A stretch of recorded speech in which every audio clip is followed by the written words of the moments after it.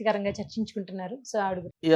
నిన్న హైకోర్టులో కొంత డ్రామా నడిచింది. హ్మ్. 4 గంటల నుంచి మనకి అది కొంతవరకు ఫుటేజ్ గూడా బయటొచ్చింది. ముఖ్యంగా అక్కడ జడ్జి గారు జువ్వాడి శ్రీదేవి ఆమె పేరు.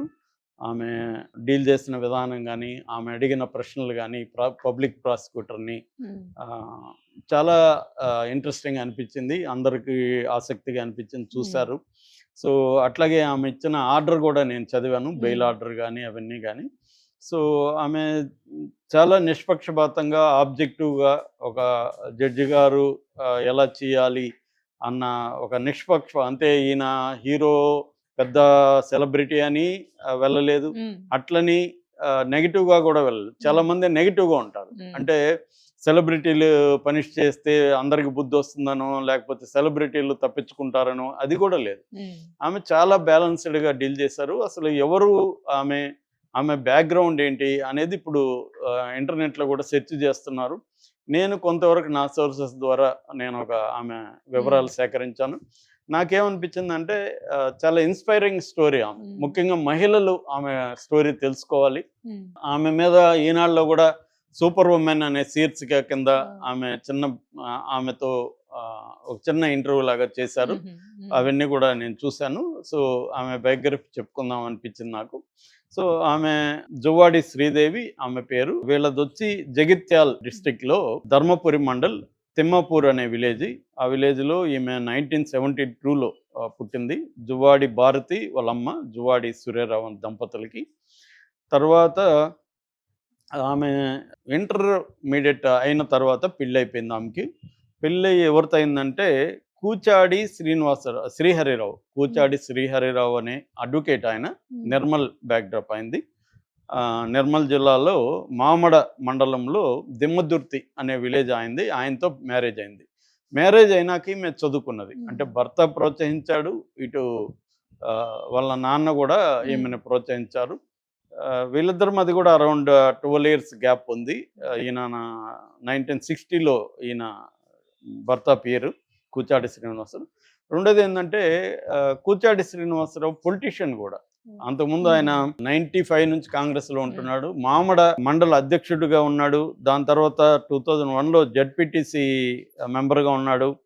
2002లో ఆదిలాబాద్ జిల్లా ప్రదేశ్ కాంగ్రెస్ కమిటీ మెంబర్‌గా ఉన్నాడు. దాని తర్వాత 2007లో హ్మ్. టీఆర్ఎస్‌లో చేరాడు. అంటే హ్మ్. అప్పటికి తెలంగాణ ఉద్యమం జరుగుతుంది. ఆయన కూడా ఉద్యమంలో పాల్గొందామని టీఆర్ఎస్‌లో చేరాడు. ఉద్యమంలో పాల్గొన్నాడు. 2009లో నిర్మల్ లో ఎమ్మెల్యేగా కంటెస్ట్ చేసి ఓడిపోయారు హ్మ్. టీఆర్ఎస్ తరపున. 2014లో మళ్ళీ టీఆర్ఎస్ తరపున ఓడిపోయాడు. 2018లో ఇంద్రకరణ్ రెడ్డి అని మాజీ మంత్రి ఆయన హ్మ్. బీఆర్ఎస్, హ్మ్. ఇప్పుడు బీఆర్ఎస్, అప్పుడు టీఆర్ఎస్. ఈ ఆయన గెలుపుకి ఈయన చాలా కృషి చేశాడు. అయితే దాని తర్వాత ఆయనకి టీఆర్ఎస్ అంటే బీఆర్ఎస్‌కి మధ్య గ్యాప్ వచ్చింది. 23లో రేవంత్ రెడ్డి సమక్షంలో ఆయన కాంగ్రెస్ పార్టీలో చేరాడు. హ్మ్. కాంగ్రెస్ పార్టీలో చేరి మళ్ళీ నిర్మల్‌లో కాంగ్రెస్ తరపున ఎమ్మెల్యేగా పోటీ చేశాడు. ఓడిపోయాడు. అంటే ఆయన ఓడిపోయినా గూడా ఆయనకి చాలా పరపతుంది. చాలా ఆర్గనైజేషన్ స్కిల్స్ ఉన్నాయి. చాలా ఇంపార్టెంట్ వ్యక్తి. హ్మ్. కేసీఆర్‌కి చాలా సన్నిహితం. ఒకప్పుడు ఆయన. కేసీఆర్ హ్మ్. ఎప్పుడు చాలా సార్లు చెప్పేవాడు. ఈ శ్రీహరి నాకు చాలా క్లోజ్ అని చెప్పి హ్మ్. కూచాడి శ్రీహరి. ఆయన్ని పెళ్లి చేసుకున్నారు. హ్మ్. ఈమె ఎడ్యుకేషన్‌కి సంబంధించొచ్చి ఈమె సెయింట్ అన్స్ స్కూల్‌లో చదువుకున్నారు. బొల్లారం. తర్వాత అరబిందో స్కూల్‌లో చదివారు. దాని తర్వాత బీఏ ఓయూలో ఉస్మానియా హ్మ్. యూనివర్సిటీలో హ్మ్. బీఏ చేశారు. 96లో నాందేడ్ లా కాలేజీలో లా చేశారు. హ్మ్. అదొచ్చి doctor BR Ambedkar university, Marathwada university అంటారు. ఆ హ్మ్. యూనివర్సిటీ కిందకొస్తుందనమాట. అక్కడ లా చేశారు. దాని తర్వాత ఫస్టు నిర్మల్‌లో ఈమె లాయర్‌గా ప్రాక్టీస్ మొదలుపెట్టారు. 2004 నుంచి 2008 వరకు నిర్మల్‌లో అడిషనల్ పబ్లిక్ ప్రాసిక్యూటర్‌గా పనిచేశారు. 2014 నుంచి 2017కి ఆమె హైకోర్ట్‌కి షిఫ్ట్ అయ్యారు. హ్మ్. హైకోర్ట్‌లో ప్రాక్టీస్ చేస్తున్న టైంలో ఆమె ఫస్టొచ్చి ప్రతాప్ రెడ్డి అనే అడ్వకేట్ దగ్గర పనిచేశారు. దాని తర్వాత లక్ష్మారెడ్డి అనే అడ్వకేట్ దగ్గర పనిచేశారు. హ్మ్. ఆ తర్వాత ఇక్కడ గూడా హైకోర్ట్‌లో ఆమె 2014 నుంచి 17 వరకు అడిషనల్ పబ్లిక్ ప్రాసిక్యూటర్‌గా ఆమె పనిచేశారు. హ్మ్. దాని తర్వాత 2022 ఫిబ్రవరిలో సుప్రీం కోర్ట్ కొలీజియం ఈమెను రికమెండ్ చేశారు రాష్ట్రపతికి. రాష్ట్రపతి రామ్నాథ్ కోవింద్ ఈమె హైకోర్టు జడ్జిగా ఆమెను నియమిస్తూ ఉత్తర్వులు జారీ చేశారు. 2022 మార్చి 14న ఆమె హైకోర్టు జడ్జిగా ప్రమాణ స్వీకారం చేశారు. అంటే ఈమె జర్నీ సింపుల్గా ఇది.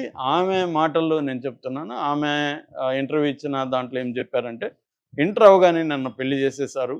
పెద్దమ్మాయి పుట్టిన అప్పుడు నేను డిగ్రీలో చేరాను. చిన్నమ్మాయి పుట్టినప్పుడు లాలో చేరాను.